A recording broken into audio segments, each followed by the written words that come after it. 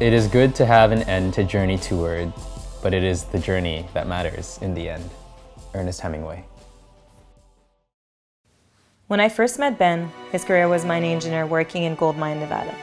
He carried a camera everywhere he traveled in hopes of distinguishing himself by exploring uncharted territories.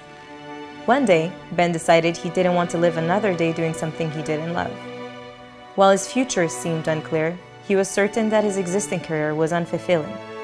So he packed his bags, his dream, his love for life, and went on a journey of self-discovery. This journey led him to travel the world, fostered relationships, and achieved great stature as a photographer on a worldwide scale. Ben has received several merits and accolades for his visual art, which he describes as a vision which he exaggerates so that you can't tell the difference between what's real and what's fake. In all of my years, I have yet to meet a man that is a master of so many crafts. On that note, I would like to introduce you the producer, visual artist, the storyteller, the man that has been described as larger than life, Ben Wong. Hi. Hi. Welcome on Ambition Nation. Thanks. Thank you for inviting me here. So what was the defining factor that kept you committed to photography, unlike all of the other trades that you have tried? I think photography was never so much, when I was doing it, it was never so much about actually taking photographs. It was more just something I did. It was a companion when I traveled. It was something to do when I went to like an awkward party and I didn't know anybody. I still had a reason to be there and a reason to go out and a reason to interact with people. So photography was just something I could bring anywhere. It didn't matter who I was with, whether I knew people or not, whatever I was doing. So I think that was really what was consistent about it. You mentioned quitting your job, right? And getting straight into your passion. Let's talk about that. So you quit mining engineering, right? And you just jumped straight into photography. But how does one go about making that huge jump, quitting their job, their financial security? Yeah, I think most people spend a lot of time thinking and calculating whether or not they should or shouldn't make the jump and check their finances, make sure they have a business plan, build all that foundation up before making the leap. And I happen to be far more irresponsible than those people and a little bit overly confident, I suppose, in a certain way. So I just woke up one morning and realized that I didn't want to be an engineer for the rest of my life and that it wasn't something I wanted to develop in the long run, so why not just quit? Like, I don't want to do this for the rest of my life. Why am I still in this business? It's not useful. It's not where I want to go. It's not something I want to invest more in. And I didn't really know if I wanted to be a photographer, if it was even going to work out. It just happened to be what I had available to me. So I quit my job, started traveling, came back, and then realized that, you know what, I wanted to keep traveling. And then that's where the need to kind of further the photography kind of happened. And I never quit with the intention of being a photographer per se, but when people were asking me what do I do for a living and the only thing I was actually doing regularly was photography, well, that was the only answer available. So I became a photographer by default.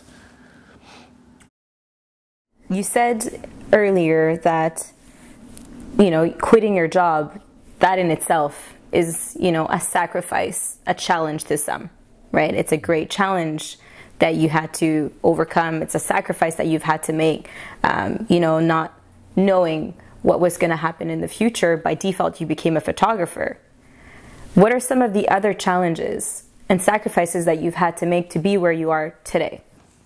Yeah, no, I think there are definitely things that change. So the irregular paycheck, not knowing what the future is going to bring, not knowing whether things are going to work out. There's definitely a lot less security when you start projecting things forward. But in a sense, it doesn't really matter as long as right here, right now, things are going okay. And you can see that in the next month or two, things are going to more or less work themselves out. In my mind, I always have these plan Bs. So there's always a way to generate revenue if I need to. I always have a home to go back to because my parents are supporting me. And the lack of financial stability for me has never been a big thing, I suppose, because I just started scaling back the way I live. You know, the more money you have, the more money you spend. The less money you have, the less money you spend. And really, you also realize that you don't need that much to be happy. I mean, I currently live out of 3 bags or 4 bags with a minimal amount of clothing or anything that's non-essential. I really just don't have with me because it doesn't fit. So you get used to it in a way. Yeah. And I understand that you've been traveling a lot, right? You just came from San Francisco. In the last couple of months, you were in Malaysia, you were in Thailand, you were in Israel. Yeah, I've been home 7 weeks this year. 7 weeks. So, I mean, in 7 weeks being at home, that's a lot of time away from home. How does one go about dealing with the lonelier times? And what are the toughest things, the toughest factors that you've encountered during that period of time? Yeah, the toughest things are definitely, as you mentioned, loneliness, in the sense that for the most part I don't travel with a team. I don't have a partner that I travel with, so I just end up in all these different places alone. Yet at the same time I'm not really alone, because I'm always meeting new people, I'm always connecting with them, I'm making new friends as I go. But those friends also cycle through quite quickly, because the minute I leave, I have to really start thinking about the next step. So it's really hard to stay connected with people. Not being home for long periods of time also means that it's really hard to connect with people that you would have considered as friends, when you first start out, or like when you have a regular 9-to-5 job. Because their lives are structured in a specific way and mine is just completely different. So to make that relatable to the larger population, if you've ever been on a trip where you go for a month or 2 somewhere and you experience all these crazy adventures, you do a gap year, you go away for a year and you come back, nothing's really changed. You're the only one that's really changed, and people are asking you like, so how was your trip? Well, that gap gets harder and harder to connect the more you leave and the more you come back. But in a sense, every step of my journey is decided. Like, I decide whether or not I want to keep going, or I could decide one day to settle down, or I could decide to, own a studio and start building something more commercial, if that was the intent. But right now, I make all the choices. I make the choices every step of the way to keep traveling, to keep going at this breakneck pace. So the only person I have to blame is myself. So, on one side, you kind of have these ups and downs, and on the other, you just deal with it, because that's the price to pay. You created a huge community online, your fan base, your followers, whether it's on YouTube, whether it's on Facebook, whether it's on Instagram, on blogs, photography. I mean, worldwide scale, it's pretty much everywhere. Do you ever get concerned that humility may be lost along the way? You may get too prideful or arrogant? Yeah. There's definitely always that in the back of your mind. You meet all sorts of famous people, and some are extremely disillusioned and some are really down to earth and connected. And, my hope is to stay as connected as possible for the longest amount of time. And I think it can be done. I do a lot of things like giving back to the community, or trying to organize meetups and trying to connect with the fans and interacting with people, answering every single email that I ever receive, because I believe that those steps of the way are extremely important, and I think they keep you grounded and connected with the people that you interact with. At the same, it's really interesting becoming an internet-style person, because, the good and bad go both ways. You get a lot of people that come up and they start hating you, or they start just trolling you, or they start making comments on facts they don't even know are true, and that's part of the price of being visible. And then you also get the die-hard fans where you can do no wrong, and they're always just, praising you, and they just think you're amazing, and they think you're wonderful, which is not always the case. So, I think you have to be very well connected and very honest with yourself. You have to know what you're good at, what you're not good at. You have to know when you do a good job, when you do a bad job. And I think you always have to be ready to take criticism. And just, stay human. I don't really have a guide to staying human, but perhaps just that process of giving back, of trying to think about how you can help others, is a really good way of forcing yourself into that state to remember where you came from and know what it's like to work up the ladder and, we all started in the same place, right? So. And that's the message for you, right? Every day, I mean, that's your motto, like remembering where you come from. Would you say that's your motto of life? I don't know it's really a motto, because I'm more of a forward thinker. So I'm always thinking about where am I going to be, what am I going to achieve, or how am I going to get there. But at the same time, I still want to stay grounded, and I want to stay human. I think not necessarily because I need to, I just want to. I like to be a normal person. Just try to stay normal. I want to be a normal, throughout the process. I want to be able to connect with people. I don't want to just live on an alien planet on my own and right. Yeah, it just doesn't seem that fun. And you've done so much. I mean, most of your shoots and your biggest projects, it's really just putting a post on your Facebook, hey, who wants to go to Malaysia and shoots with an elephant or whatever it may be, and people show up from all over the world. That's magical. Yeah, I think it's great. You know, if you open yourself up to people, they open up back to you. And, you know, it's like the whole principle of the internet, of sharing knowledge online, or like even couch surfing. You know, it's the same principles that you have where, you know, you just open yourselves up and you open up the opportunity for these amazing interactions that you wouldn't have otherwise. So I'm just doing it on a, you know, instead of couch surfing, I call it fan surfing, where I just go online and say, hey guys, I need a place to stay, instead of, you know, taking on interns per se, which I can't really do since I'm always in a different country. But, you know, I can still invite fans off to come and tag along and be a part of these photo shoots. And it's just the same principles on a different scale and in a different application, which is really, I guess, more web-based or internet-based. And it's very different, because if we look at different artists, I mean, few are those that share their process, their art, those projects, and you just open that door up for them. Every picture that you take just is more captivating, mind-blowing, powerful. How does one go about constantly outdoing themselves in their work? Yeah, it gets really challenging. There's a lot of pressure, partly the one I put on myself, but also the pressure because you know that people are expecting more every time. And when you sometimes don't output something that is amazingly great or fantastical, then that response is pretty immediate. So you have a good feel of what's going to catch on. And it does get challenging to continuously scale up. How do you constantly stay interesting? How do you constantly come up with something better? How do you constantly come up with new adventures? And you're just like, I got to do this every couple weeks, every month. And I guess the answer is it just happens, because if you keep at it, you know, it's only normal. You're going to have some things that are less great and some things that are more. If you keep at it, they just keep coming, because that as long as you strive for improvement, it will happen. And it's hard to strive for improvement, I find, when really we look at your comments on your pictures on Facebook, for instance, and there's just so much love, so much praise, amazing picture, incredible picture. That is all constructive criticism to you, or is it something that limits you into furthering your next shoots? You know, yeah, it goes both ways. It's great because that validation is necessary. You need to know that what you're doing has value and has meaning and is impacting people. On another hand, you know, I'm not gonna take Facebook comments as a measure of my work quality. So I know which shoots I do that are great and which ones I do that are less great.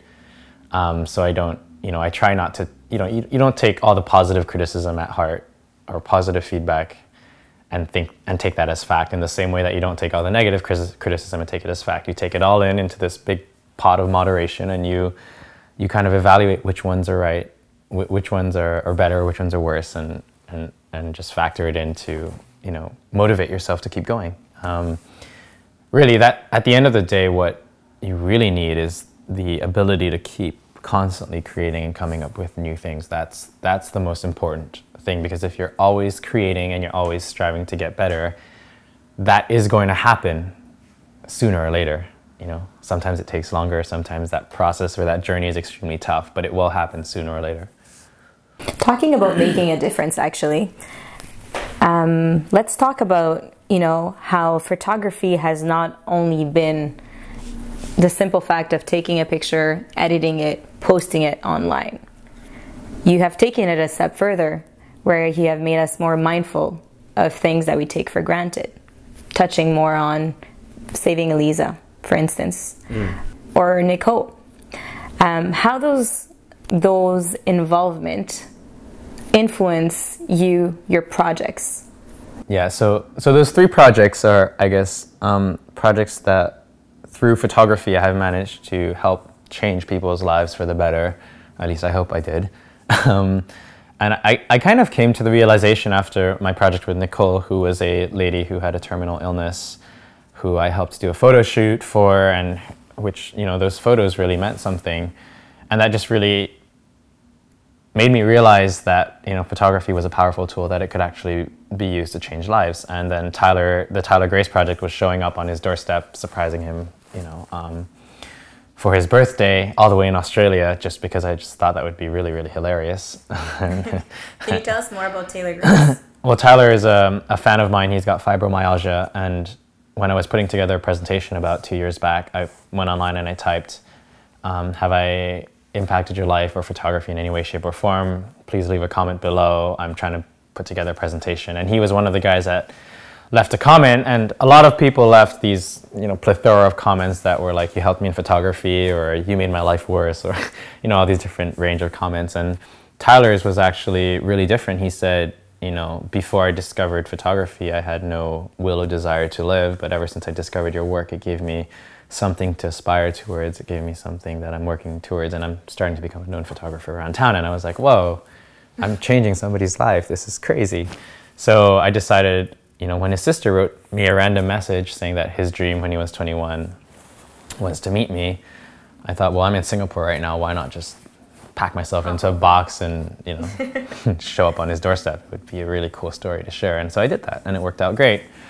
And the Eliza project, was to, I received a message around that same time frame as Tyler's from a friend of mine who's called DL Cade, who's the lead editor of Petapixel. And they were just searching for a videographer that was capable of making a viral video to help raise awareness for a 4-year-old little girl. They needed to raise $1 million in just a couple months in order to begin producing a cure for terminal degenerative brain disease. And it seemed like such a lofty and tough goal that I just thought it would be a really fun project to get involved in, and almost felt that responsibility of being a part of it, because out of all the contacts that I knew, I don't actually know anyone that could have said yes and, pulled it through. And I didn't know if I was going to succeed, but it just felt like I had to try. And I did, and we did manage to raise $1 million in just a couple months. So I guess the accumulation of all of this is all to say, it's not to say that like I'm a fantastic person or anything, but really to say that, through this following of photography, of sharing, and this community that I've built, I've been able to transform that and start affecting lives. And that's something that I would like to infuse in more of my projects whenever possible, to come up with these ways of connecting with individuals and making their lives better simply by leveraging the fact that, I do this creative, fantastic stuff. Well, how can it make people's lives better? How can I connect to them, even though the work is just generally fantastical in nature?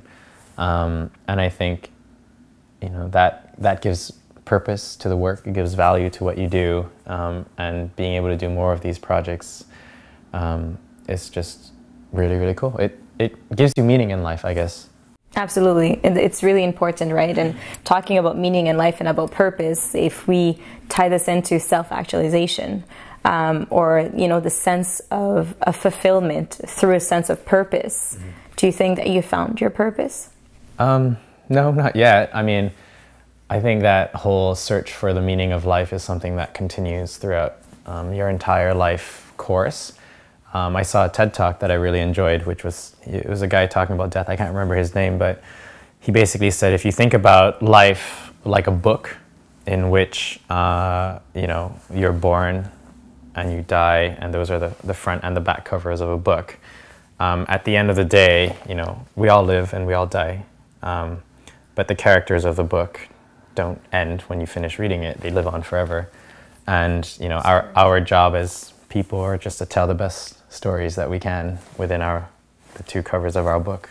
And I thought that was a really cool thing. So really, if I can tell a great story through my life, that would be pretty cool. And as you grow socially, influentially, as your responsibilities grow, as your interests change, you know, I feel that it's always important to call back to question what your values are and where you're going with it and how you can make a difference with what you're given.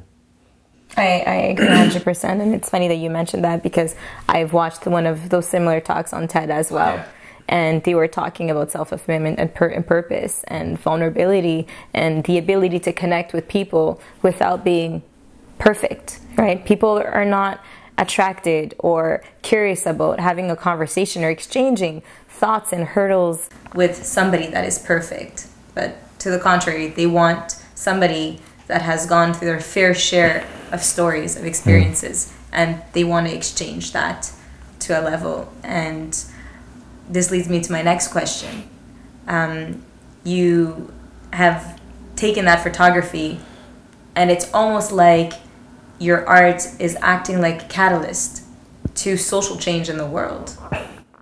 Well, not that much, but hopefully more. Hopefully more in the future. I know that I think that I'm changing a little bit the world of photography, at least, encouraging the whole sharing and learning process that everybody else is going through, and pushing it one step further, changing what the genres of photography are supposed to be, because really there are only like portrait, commercial, at weddings or events, or like there are only very specific categories, and I've just gone forward and just done whatever the hell I wanted to, which I think is really cool.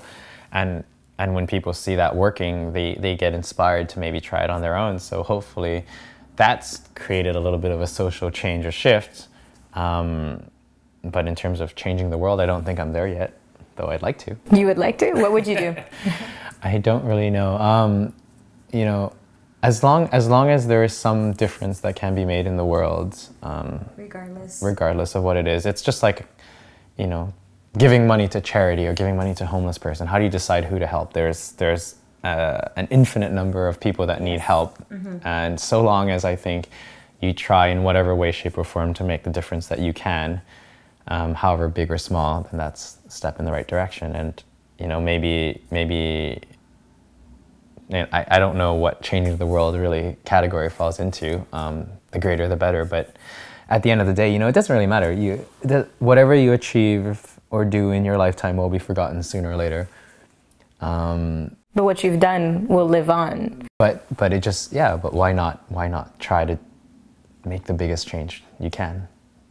Absolutely. You've challenged the status of photographers simply, right? At least for all those that know about you, which is thousands of them. It's not, like I said, taking a picture and making it as epic looking as possible. You've taken that to another level and made a difference with your art. Sometimes. Not always, sometimes. But I try. If we talk about failure. Yes. I know that you've had several seminars about that in the past. How would you define failure, but most importantly, ultimately, what is your message? Well, failure is defined by the person that is experiencing it. You can either choose to take the failure as, you know, something to get really depressed and down about, or you can choose to take failure as something like a lesson and grow from it. So really it's the person that's experiencing it and how you decide to translate that really defines failure. And I think what is important to note is that regardless of how you decide to interpret failure, is that everybody goes through them and everybody needs to get through them in order to succeed. You know, there's a quote that I really like, which is the definition of success is to suck less.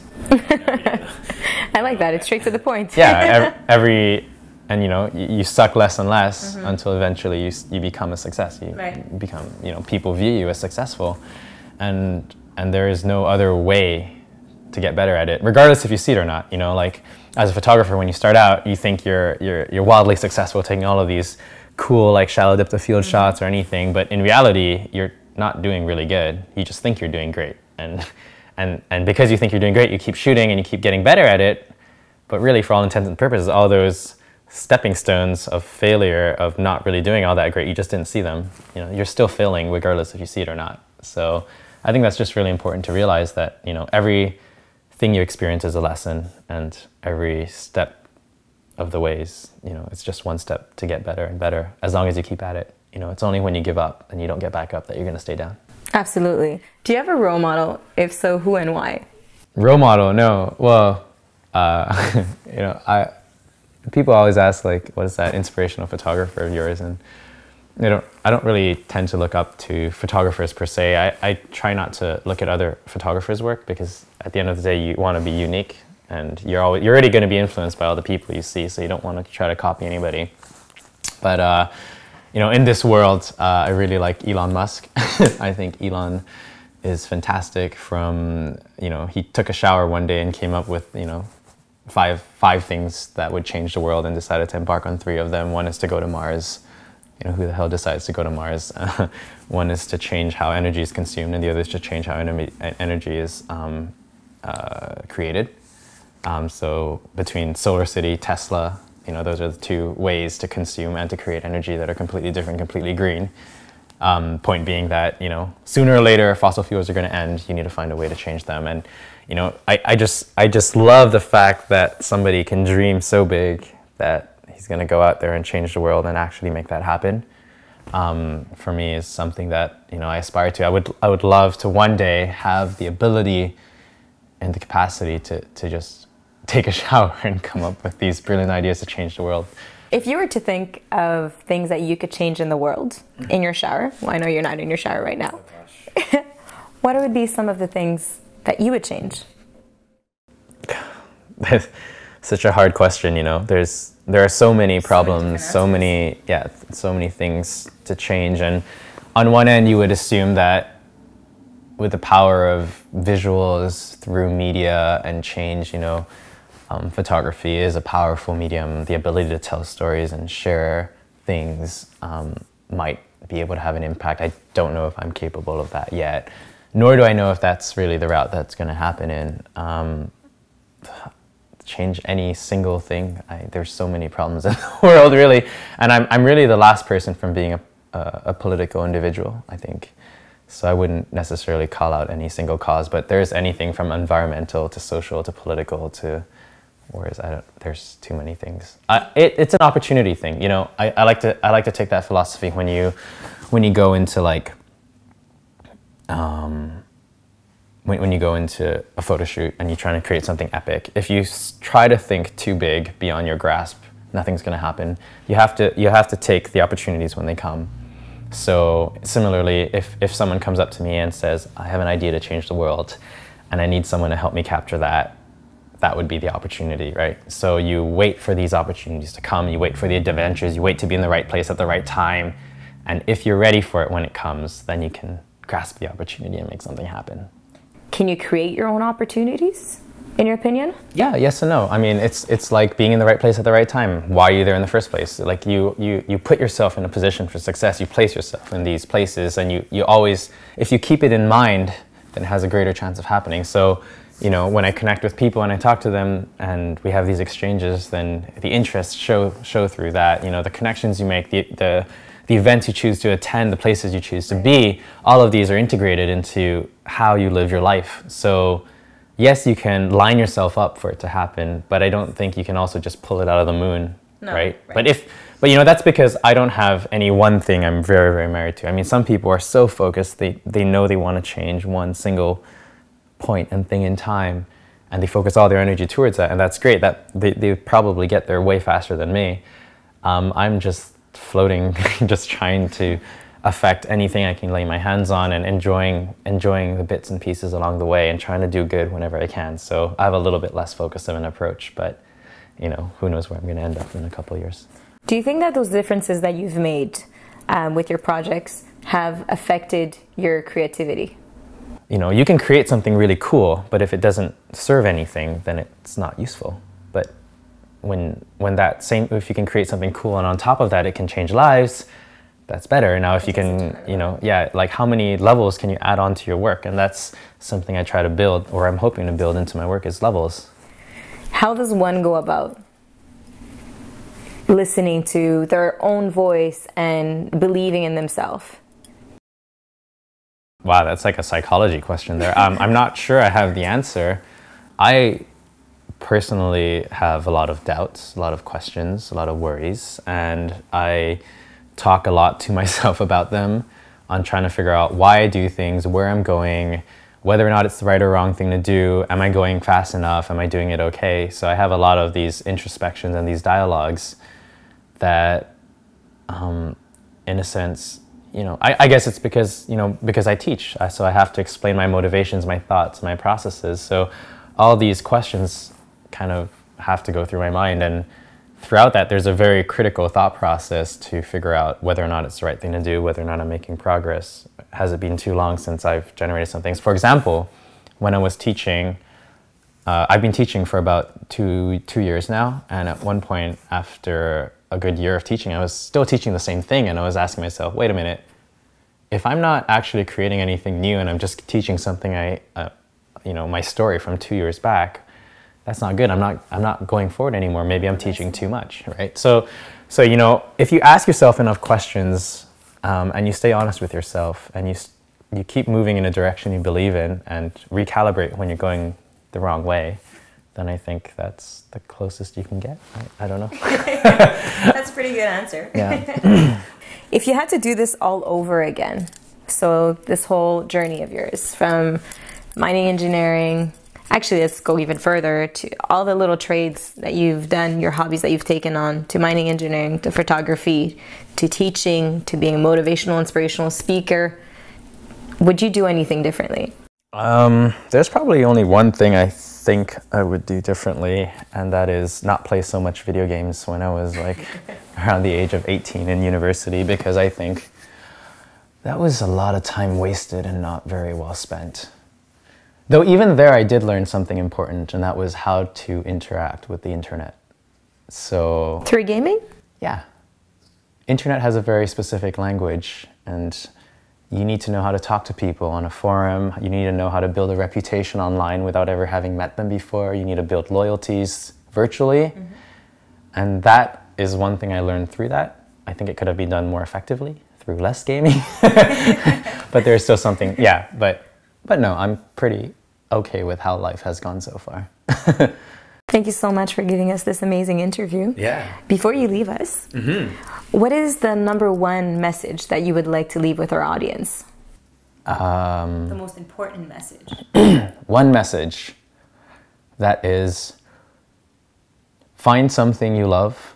If you can't find it or you haven't found it yet, just keep looking, or else you're not going to find it. And when you do, have the courage to just give it a shot, see where it takes you. You heard that? Do that. Thank you so much. It was a great honor of having you with us today. Thank you. I hope that we could have you soon in the near future and you could tell us more amazing adventures of yours. Catch me if you can. This is Ambition Nation. Ambition. A nation of dreamers. Yes. Nation of dreamers and a nation of doers. That's it. Cutting off, this is Sarah. Have yourself a great day. I hope you like, share, and subscribe. See you next time. I was like, oh no, it's coming. What was it? Nation. There are no failures, only outcomes. It is only a failure. Anyway, I'll have to Google. Anyway, Google it. Just Google the first part. Here. Yes, yeah. The correction. The correction. Blooper. Yes. It's that beautiful moment when you try to quote something inspirational and you just can't remember what it was. It's not inspirational anymore. But the point is there. Yeah. Do you ever